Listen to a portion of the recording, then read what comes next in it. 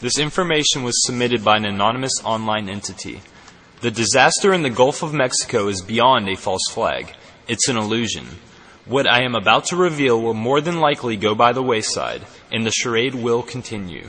The reason for writing this is not for attention, games, or folly, but to expose the biggest scam in the 21st century, and to relieve some aching hearts.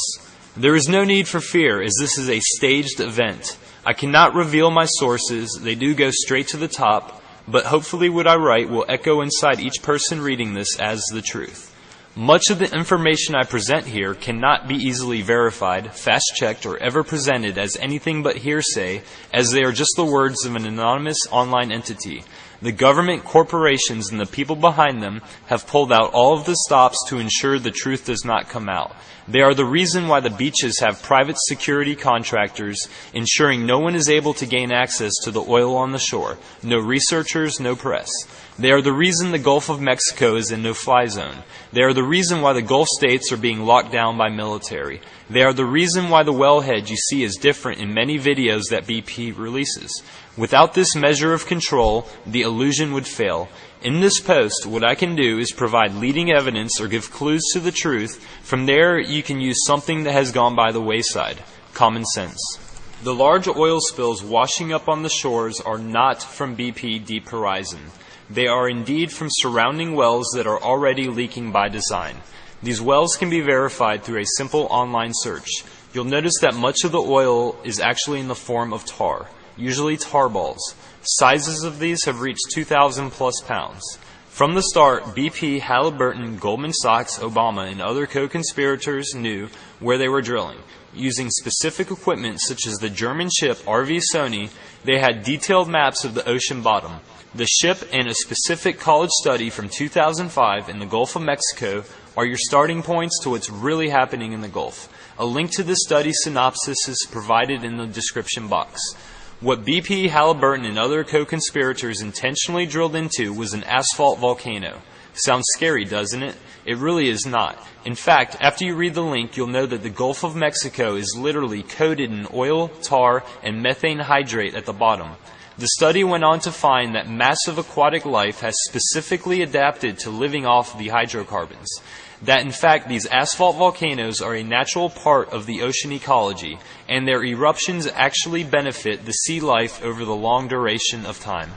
Another aspect to what I was directly told is that BP, Halliburton, and other co-conspirators drilled intentionally into the mid-side of this particular asphalt volcano. Basically, from what I understand, it is a soda bottle effect. If they had drilled into the top of the volcano, then all the gas would rise out and explode, as would a bottled carbonated liquid. The effect of drilling into the side permits a safely controlled release of gas, tar, liquid asphalt, and other related gases. What was done is more or less a controlled release, almost natural in fact.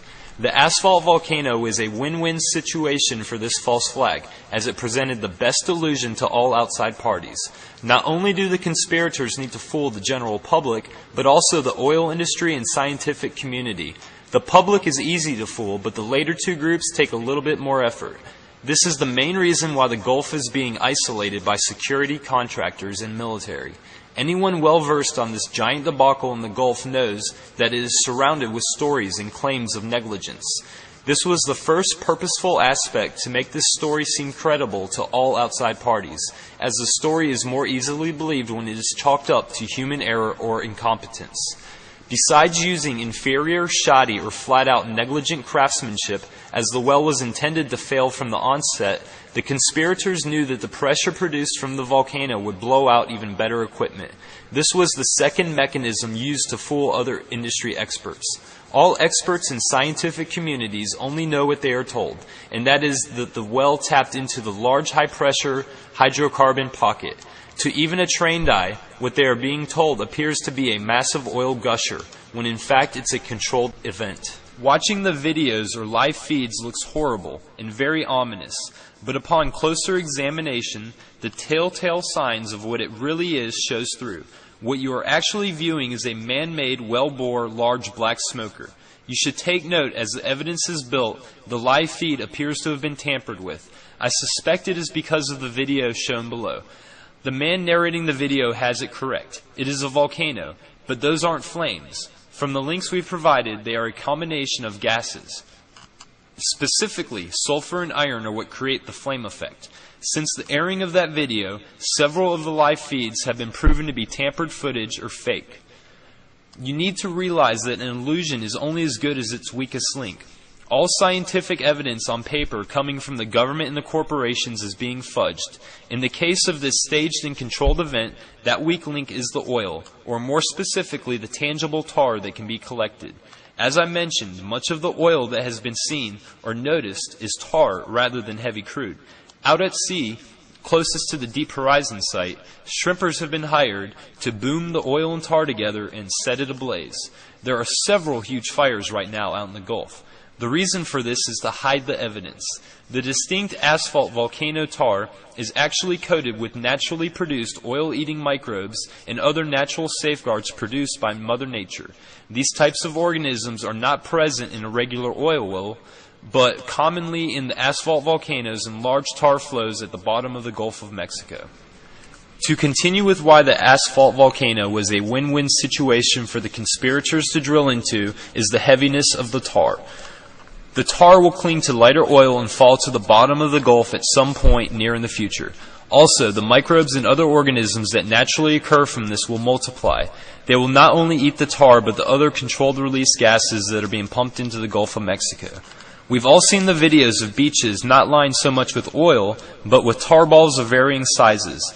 Also, we've noticed BP's overall lack of concern for the cleanup. We've seen booms which aren't tied together. We've heard first-hand account of staged cleanups on the beaches. As soon as a press conference or media event is done, BP stops work. The reason is simple. It's not that they don't care, but they already know what's going to happen. The oil will start naturally being cleaned up via decomposition, oil-eating organisms, and falling to the already naturally tar-covered bottom of the Gulf of Mexico. What is the benefit of this scam? Money and population control. Read the intelhub article linked.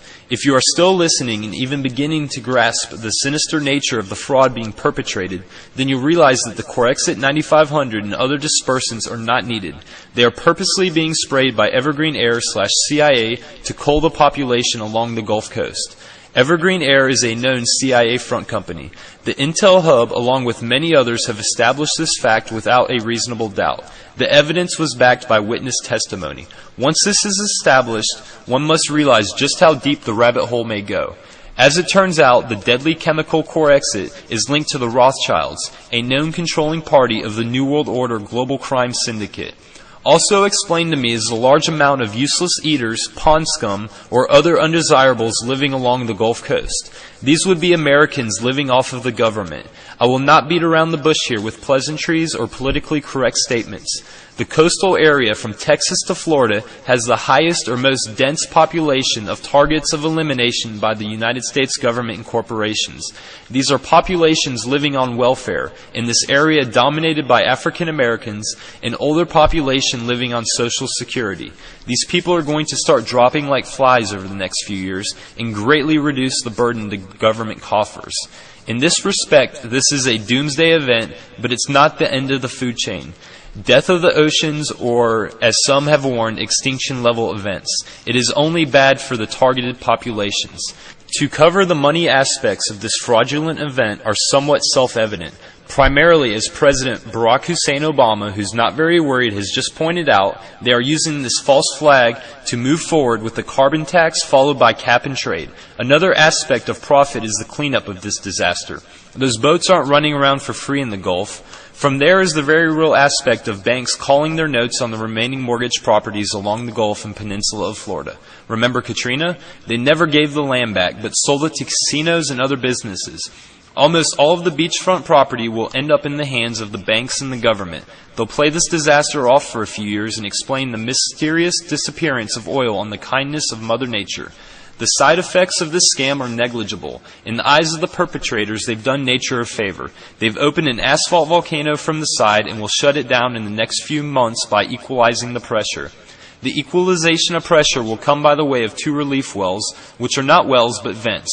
When they do this, I have no clue what excuse they'll use, but the gusher will stop. It'll stop completely. It will not just slow down, but literally stop. Remember, all they have done